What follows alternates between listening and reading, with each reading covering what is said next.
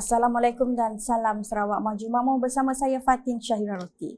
Fokus berita, Dewan Serbaguna Kampung Gayau Simpang Munggulalang yang telah siap sepenuhnya menjadi lambang perpaduan dan kekuatan masyarakat di gedung. Ahli Parlimen Batang Sadong Rodiah Sapii berkata ia merupakan projek di bawah program Transformasi Luar Bandar RTP tahun 2020 yang telah dilancarkan oleh bekas Ahli Parlimen Batang Sadong Datuk Sri Nancy Shukri dengan peruntukan berjumlah RM200,000. Menurutnya, pembinaan dewan tersebut juga memberi keselesaan kepada penduduk di kawasan ini untuk mengadakan pelbagai aktiviti kemasyarakatan seperti ceramah, kursus dan kenduri kahwin. Beliau berharap dengan adanya aktiviti sedemikian, ia dapat membantu meningkatkan semangat kerjasama dalam kalangan penduduk setempat selain memberi impak positif kepada pembangunan sosial dan ekonomi masyarakat di kawasan ini. Rodiah berkata demikian semasa berucap menyempurnakan perasmian dewan tersebut baru-baru ini. Sementara itu, lebih 300 peserta telah menyertai pertandingan seni tarian naga dan singa serta wushu terbuka peringkat Sarawak 2023 yang berlangsung selama 2 hari bermula 29 hingga 30 Disember lepas. Sekolah Jenis Kebangsaan Cina SJKC Chong Bun Mukah menjadi tuan rumah pertandingan yang telah disertai peserta terdiri daripada pelajar sekolah rendah dan menengah dari bahagian Mukah, Bintulu, Sibu dan Kuching. Ahli Dewan Undangan Negeri Adun Balingen Abdul Yaakob Arbi berkata pertandingan ini sememangnya mempunyai keistimewaan tersendiri kerana menyelahkan penglibatan pelbagai kaum serta kaum Cina, Melayu, Melanau, Iban dan sebagainya. Katanya ia menunjukkan bahawa rakyat Sarawak sangat menjaga perpaduan kerana mampu melaksanakan pelbagai aktiviti bersama-sama.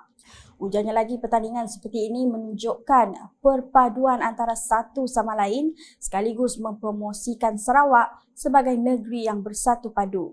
Beliau berkata demikian ketika berucap dalam majlis perasmian pertandingan tersebut pada Sabtu. Di Darul pula, seramai 47 individu telah menyertai Majlis Hatam Al-Quran Perdana 2023 kelas mengaji Al-Quran Masjid Al-Muhsinin Daerah Darul yang dianjurkan oleh Jawatan Kuasa Pengurusan Masjid Al-Muhsinin Daerah Darul. Adun Darul merangkap pengerusi Lembaga Amanah Kebajikan Melayu Darul Safi'i Ahmad telah hadir merasmikan majlis tersebut pada Sabtu.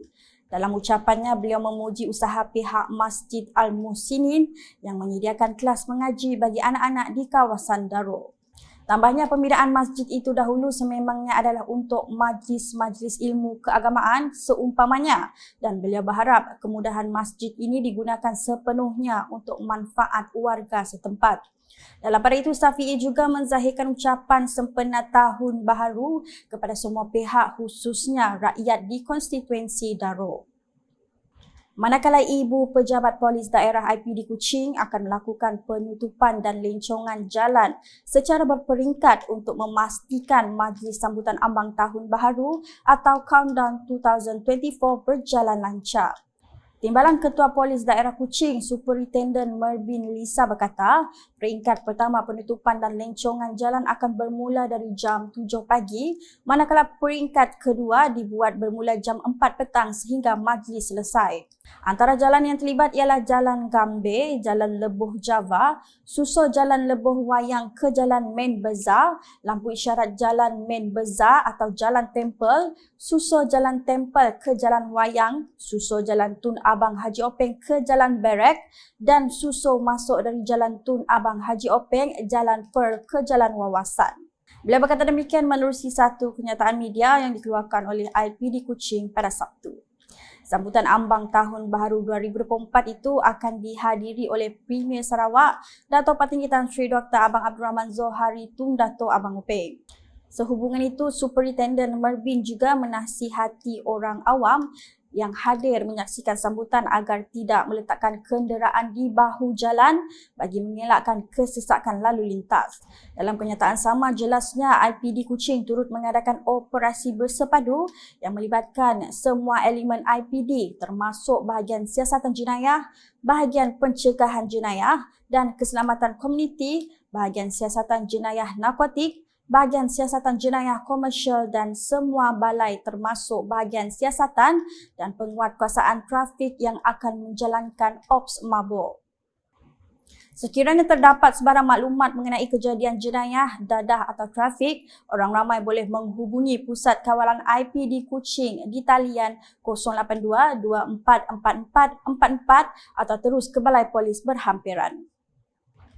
Laporan selanjutnya, Timbalan Menteri Pelancongan Industri Kreatif dan Seni Persembahan Sarawak, Dato' Snodan Lawan telah memperuntukkan dana sebanyak RM30,000 kepada Gereja St. Luke Sri Aman.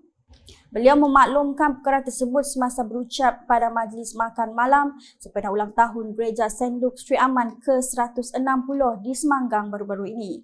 Datuk Snodan yang juga adun Balai Ringin memberitahu sumbangan tersebut adalah sebahagian daripada usaha Kerajaan Sarawak dalam menyokong pelbagai inisiatif keagamaan dan sosial di negeri ini. Sehubungan itu, beliau berharap agar ia dapat membantu Gereja St. Luke dalam menjalankan program-program kebajikan di samping memperkukuhkan perpaduan dan keharmonian dalam masyarakat. Sekian edisi Tengah Hari bersama saya Fatin Syahira Rosti. Berita lebih lanjut boleh didapati di semua platform media sosial UKAS termasuk portal ukas.sarawak.gov.my dan UKAS channel di YouTube. Sebelum mengakhiri buletin edisi Tengah Hari ini, saksikan paparan video mengenai VC Premier 2030 Bandar Pintar Sarawak. #Saluran Informasi Rakyat. Salam UKAS. VC Premier 2030 Bandaraya Pintar Sarawak.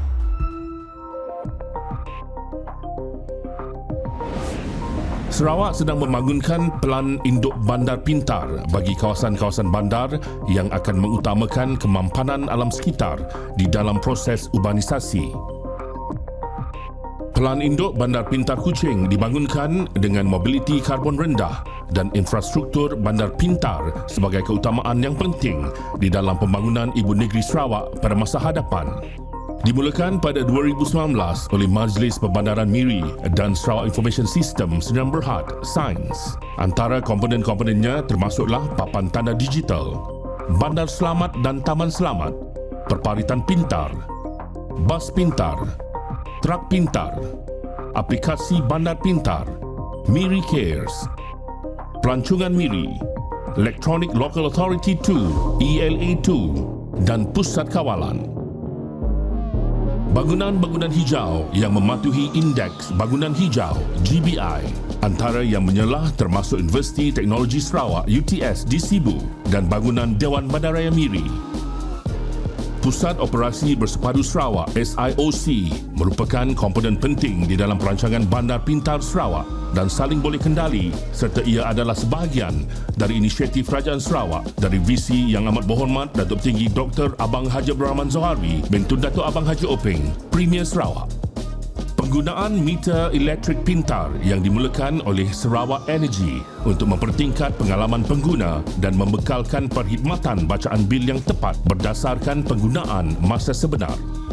Pusat Kawalan Bersepadu adalah yang terkini di pusat lokasi untuk memberi arahan, koordinasi dan membuat keputusan di dalam menyokong respon insiden.